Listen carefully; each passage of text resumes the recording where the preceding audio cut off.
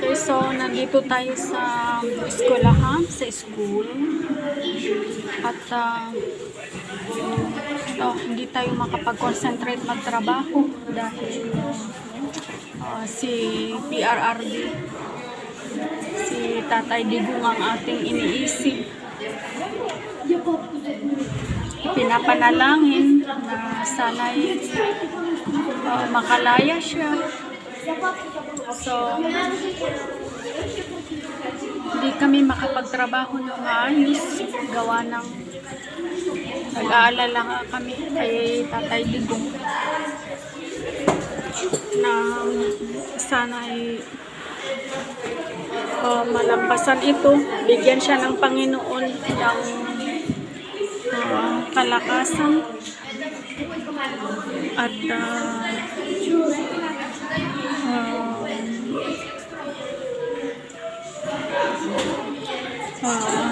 divine wisdom, courage, divine strength. Sana mag-ambagan tayo mga OFW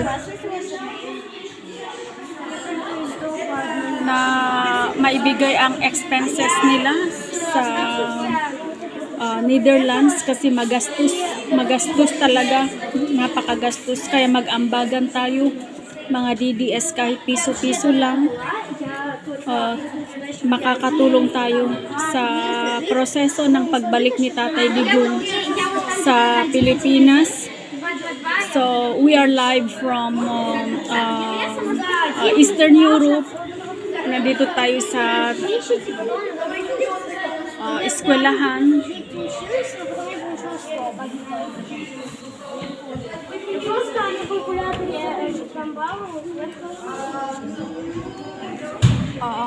Okay, bye for now.